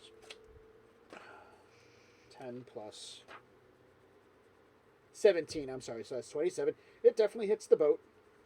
And it will do 3d10 plus 46 in damage. That would do. Jeez. Just give me a second. 3d10, 4d6. 26 plus the 7, that's 33 points of damage. The boat gets slammed, the sail breaks. The mast itself will snap for 33 points of damage. And the water immediately pulls... the water will surge up and just slam the boat up against the wall. What you will see is that the water has taken almost a humanoid-like shape to it. It has what looks to be a head and hands, and it's grabbed the boat, and it's with both of these large hands, because it is huge in size, just like the boat, and it's smashing it against the rocks. Ah.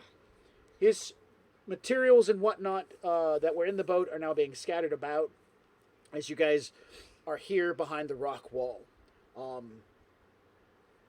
A new round of initiative. The creature has let go of the boat, and now it's paying attention to you, and the water seems to be surging toward the pathway that you guys are standing on. At the top of the initiative is... Sorry. What's that? I don't know. I'm just like deciding that maybe I just don't want that. Maybe I want something else. That's Oh, okay. important. Swapping out a spell. Yes. So, top of the initiative is Sephira. The watery beast has let go of the boat and seems to be swimming over to the opening that you guys have rushed into. I'm sorry, half of that got cut off. We will have to work on your connection. This watery beast has let go of the boat and is now surging over to the pathway in which you are at with Kodrag, Zarkosa, and Varianlin. Is the path like further up? The path winds before you, rocks on either side, up the cliff facing. Alrighty. I'm heading farther up the path. All right. I've still got the two of them farther up the path. Okay, the dwarf is not going to argue with you dragging him along because at this point in time, that's what you're doing. Yeah. I'm going to allow you to make a double move, the distance up. Next would be... who's next on the initiative? Varianlin? Yeah. Yep. So while I'm being carried or dragged by the badger, telepathically I will reach out to the wall of water, which is now more or less humanoid, and say this. You might want to stop. I have a lot of magic that can hurt you. And I really don't... quite frankly, I like water, I like swimming in it, I like drinking it, and I really didn't mean you any harm by, rowing a boat through you. If there's anything I can do for you, I would love to, but if you continue to attack me, I will hurt you. All right, you're intimidating it. Roll intimidate.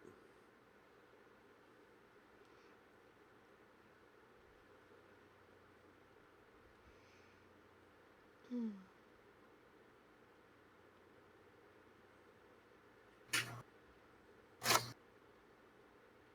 15. All right, that's noted, and on the creature's turn, it will respond accordingly. Next on initiative is Katinka.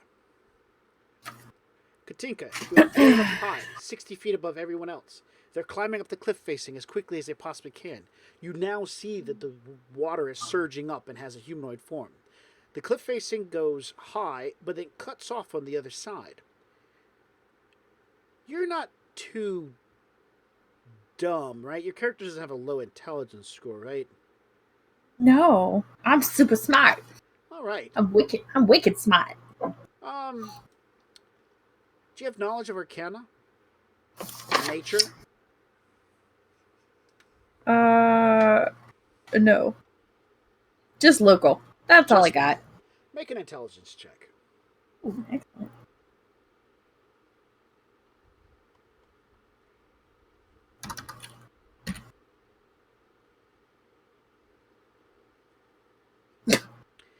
The path that they're leading up, the wall, cliff facing, these rocks and everything, they all seem... Oh shit, they're exactly the same. Every single one of these rocks. They're like pillars, weird pointy-headed pillars. Almost like spear tips. Every single one of them. The entire cliff facing. All the way up. That makes the pathways. Your mind clicks over and you think something's up. Alright. Beyond the cliff facing, as it gets to the top, there's a small path that they're about to get up to, which might be a safe place for them to be. On the other side, you see it goes down, and the area behind it is wooded, somewhat sparse trees, some of them with green growth, other ones burnt up and ashy in appearance beyond. And at the top of the wall itself, there are standing posts with skulls on them, spaced out probably every 100 or so feet. And the top of this wall seems to lead straight up toward the Conjurer's Tower. Hey, what's up, Jeff?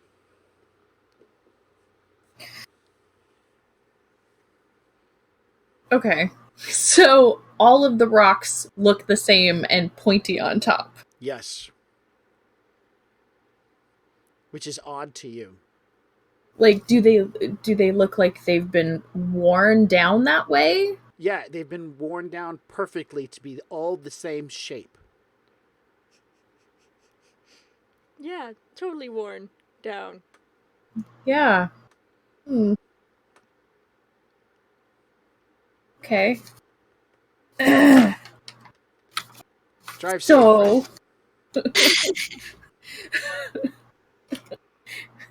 they should probably not go up that way. Is there like an alternative route that I can see that I could, like, from where I am, that I could shout at them and like make them turn? No, the path is very narrow, but once they get to the top of the cliff facing, they could head toward the tower, they could head away from the tower, they could head down the other side of this really steep cliff. Sorry, you cut out at the end. I said they can get to the top of the tower. Sorry, they can get to the top of the cliff and then head toward the tower, or they can get to the top of the cliff and head away from the tower, or they can go down the other side of this cliff wall. And where were the skulls? At the top of the cliff wall. Oh, that's fine. They're old, probably. Do the skulls look fresh? You gonna fly up and check them out? I'm gonna start moving towards. Actually, I'm gonna go invisible and then move towards them. Okay. You see that they are iron bars set up with chains and probably about 3 to 4 skulls per each of these small little arrangements. So you can see the next one along the line. The chains are just on this, so maybe it's like some sort of, hey, this is where we kill our prisoners at or something, or maybe it's a sign or means something. It's a what? He's just showing off. It's decoration. Well, that's your opinion. I'm just, trying to give her things to work with her 10 on intelligence roll. Okay. Decorations. Yeah. So at some point there was somebody who's just like, well, do you want anything along this section of the wall? Yes. The skulls of my enemies. That would be perfect. I mean, that's how we decorate at home. So while I'm considering all these things, I'm going to reach into my my retriever's kit and pull out some alchemist ice. Uh-huh. And I'm going to toss it to where the wall of water is going to be whenever it hits the ground. So you want to time it so that the bottle of alchemist ice breaks. Yes. On the water thing. Yes. Okay, good. That could be next round. Okay. And we'll give you a round's worth of aiming too, because you're just like aim dropping it. Excellent. Next on initiative is Larcosa. Okay. I have decided that I'm going to continue running. Okay. I'm not looking behind me, because when you look behind you, You sure? you trip on something. Are you sure? 100% positive. Okay. Everything will be fine. You run up. You're at. By the distance that you're going to make it, you're going to be up alongside, right in front of the badger. You're going to be coming to the top of the cliff wall. Okay. And as you get to the top of it, you too can make. Do you have knowledge arcana or knowledge nature? No. You can make an intelligence check. 10 plus 1 is an 11. These stones are all worn the same, and you see the same skulls, and this is odd to you. So Oh, I that's have. odd. I've got a wall of water coming up behind me and trying to chase me. So I don't really care. Right now. Exactly. You run up. You do not see, for just a point, you do not see Katinka, because she's invisible, of course. Right. Nor do you see the vial she pulled out, because that's still invisible. Right. All right, so you run up. You can go left, and it looks like there's another path down the other side, or it goes up toward the castle. There's other paths that go off both sides of this cliff-like wall thing, where you can go to the right, which seems to go away from the castle, and slopes down and kind of looks like it's going into a jungly place. But you're not looking behind you, and this is the end of your action turn. You can think on that as you move to the next round. And who is after Zarkosa? I believe it was the monster. Yeah, the monster and the dwarf. All right. The dwarf is crying, "My boat, my boat." The monster rushes up into the pathway, and as it gets to a point where it sees how far you guys have gotten, it slinks back away like the water receding at low tide. But it doesn't stop there. Instead, it surges back from the opening of the pathway to begin swirling around the boat. At first, it's kind of slow, but then it starts to speed up as you see the thing is now lifting the boat into the air. All right. That's its action, to return to the boat and pick it up. Okay. It looks like it's rearing its arms back like it's about to catapult the boat up. Excellent. Top of the initiative, Sephira. Oh my. I see all this going on. Yes. We're at a safe distance now, correct? You're at the top of the 60-foot cliff wall. I cannot tell you if this is safe or not. Okay. Well, it's obvious that it's taken its attention off of us now. So I'm going to go ahead and let go of the dwarf and put down Varian Lin. Okay. Sorry about your boat, friend. My boat! Oh, put it down! He's yelling over the edge of the cliff. What would you like to do? You've put him down. That's not really all of your turn. You could make like a move. Practice your card magic tricks. I don't know.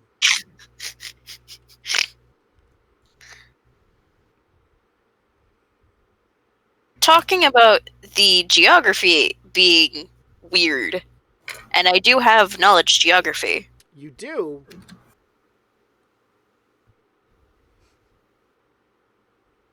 Shall I roll? Yes, please. That was... Can you show me again? I wasn't noticing it. Oh, jeez. Not you. There's a 6 in total. You're seeing at this point in time, you're really not noticing rocks. You saw some metal pikes with the skulls and whatnot, but as you look back over, you notice that watery beast has revved up the boat, and it looks like it's getting a lot of power to launch it. And the dwarf right now is just leaning his head over the wall, yelling at it. And you realize the dwarf is in the line of fire for his own boat. That's keeping your attention more than anything. So, saying he's in the line of fire?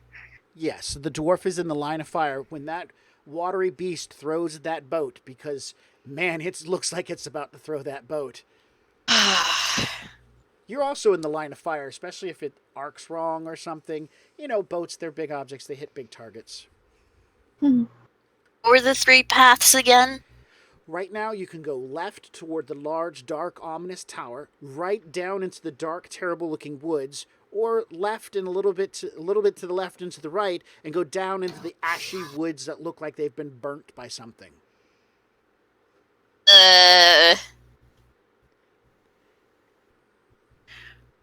Go into the dark woods. I'm gonna go ahead, grab the dwarf again, because he's putting himself in danger.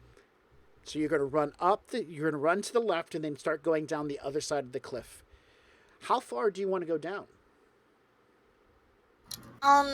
As far as you can go.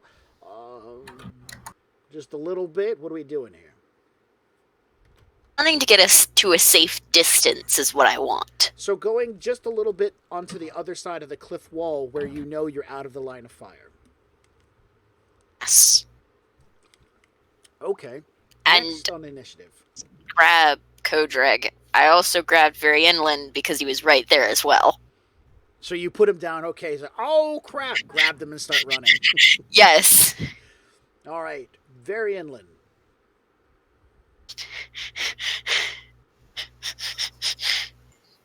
From where I am, would Varianlin be able to see Zarkosa? Yeah, Yeah. yeah. Alright. Given that he isn't concerned about where his feet are going, because, well, technically his feet aren't going anywhere, but, he is being carried. And clearly the monster's not listening to reason or his bluff, as well as, not believing his illusions. He'll look at Zarkosa and see her attempting to study something. So he'll take a look at what she's studying and attempt to study it himself. So in other words, you want a chance at seeing and noticing the rocks too. You're going to get that here. So go ahead and make. Do you have Arcana knowledge or knowledge? Arcana, I do, yes. Excellent. Let's roll that.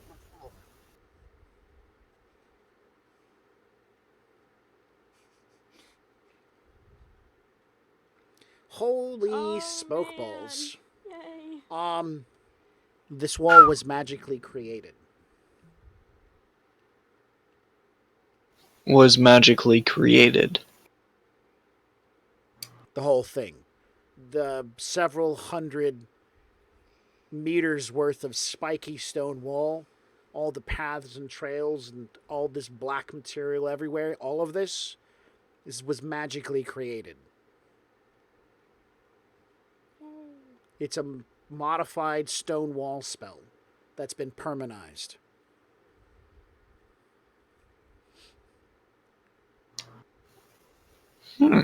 Interesting. I'll spend the rest of my turn trying to study the creature behind us, if that's at all possible with knowledge arcana. No, you can't see the creature because you were yanked away by Sephara.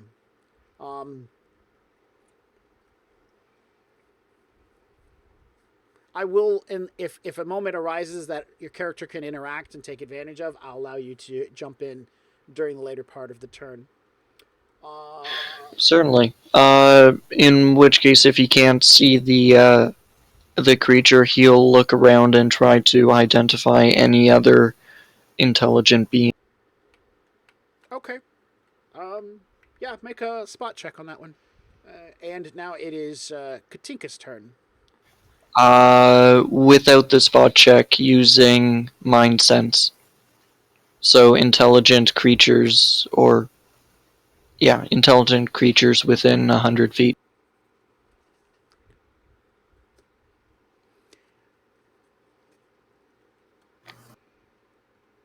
And that's what the 26 is for? No, the 26 was the So make knowledge arcana. Make another spot.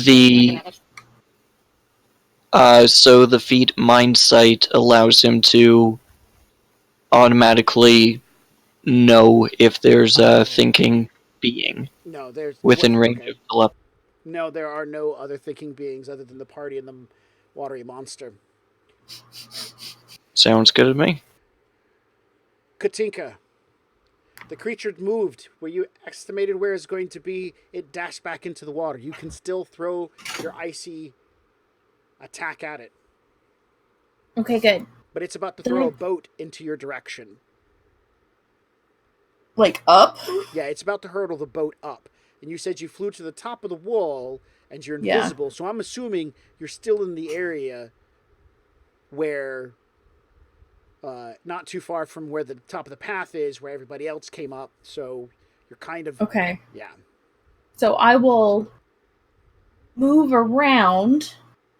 I guess to the my left and kind of like get to the side of where it's going to throw, and then still throw the alchemist ice, but I guess at the boat so it will break on top of the water.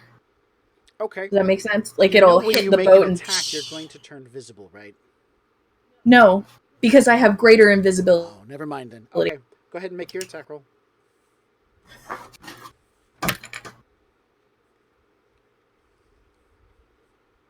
$18, and it's a ranged touch. All right, yeah, that's going to hit. Go ahead, do some damage. It's vulnerable versus cold attacks like this. Okay. So I can't find Alchemist Ice, but do I just use Alchemist Fire, but it's ice damage? We'll say yes. Okay. Alchemist Fire in 3/5 Yes, Radio, is... the dwarf is dead. He's brain dead. Everybody else is too. It's fine. Okay. All right. Oop, that is not right. Okay, so...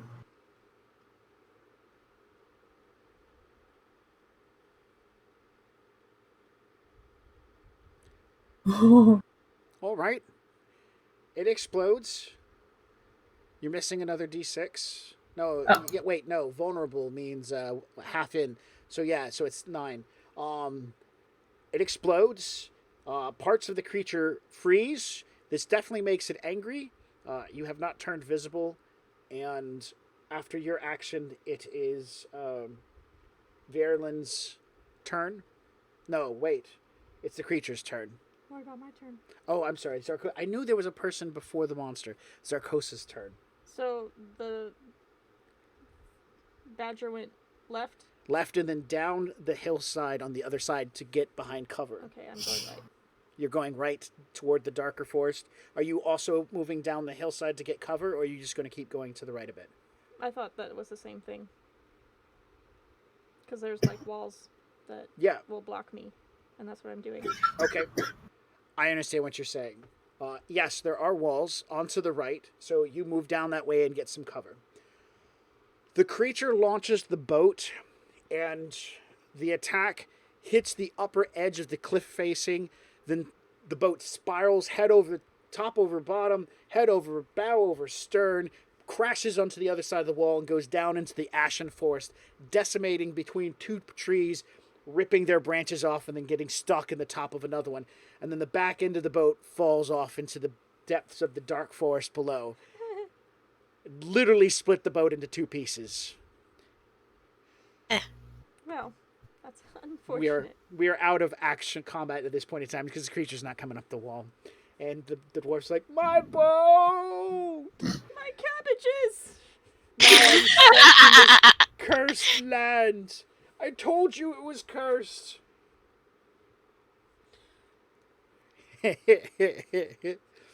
And so the dwarf begins to protest as we're going to take a moment. And tonight, we're going to end here just a few minutes early because some things need to be taken care of before my next show.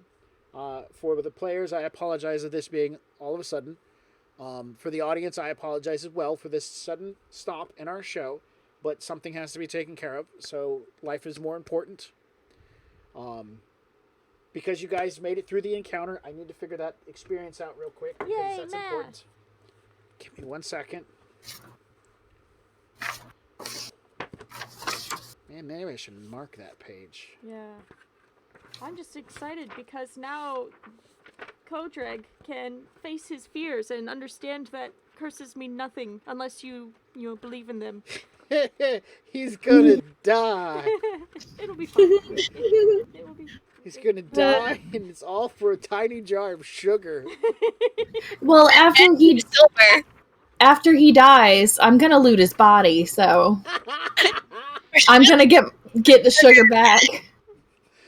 Oh my goodness. I would What? say something like, you people are terrible, but, you know. Well, we're not here to save people. Terrible. We're here to get our equipment back. Is he Shop's coming with equipment us? back. Should Oh, I just got the best idea. Okay. I'll save it for next time. That sounds Excellent. great.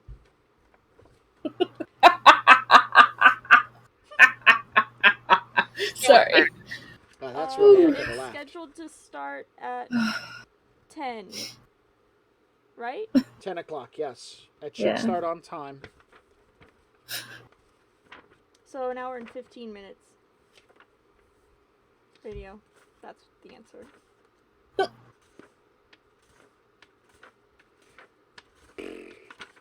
Yeah, I used to know this book from front to back. Played it all the time. Knew everything. Everything. Now I can't find one silly little chart. There it is. Charts are hard. You should probably bookmark that page. Just found it. Here we go. Bam. Perfect. Bam. How many we got? 4? Yeah. Ooh. Okay.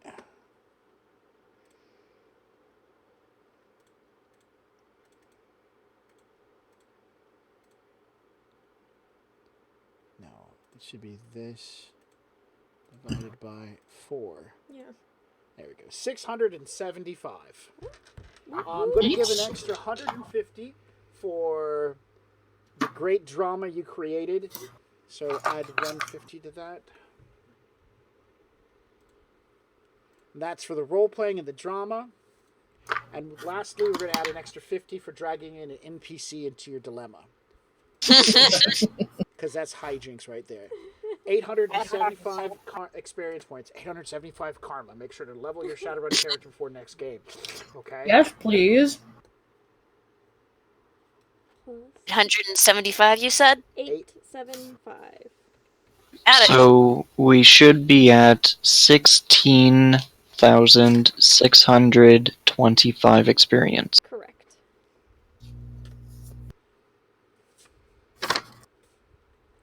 Excellent. That's right. 50 experience points for dragging an NPC to his death. But perhaps we'll get bonus extra points if he ends up staying alive at the That's end. right. If they keep him alive, Yeah. those with good alignment will get bonus points. Those Oh, with evil alignment yay! will get bonus points Means I and should start probably sliding keep him their- alive. Oh, I mean, yeah, sure. All right, I'd like to thank everybody for joining us for this Magic Shop game. I had a blast. We've got to the base of the Conjurer's Tower. Dun dun dun. Dun dun dun. And we will see what happens next and see where the scroll leads us. And our new adventuring party of 5. Ooh. He doesn't get any of our experience. No, the party size is 5 now. Nope. Nope. It's 5 now. He's a pet. That's rude. I like it. God. All right. I will be back on the air in an hour and 15 minutes. I want to thank everybody for joining us and see you in a bit. Night. Bye. Bye.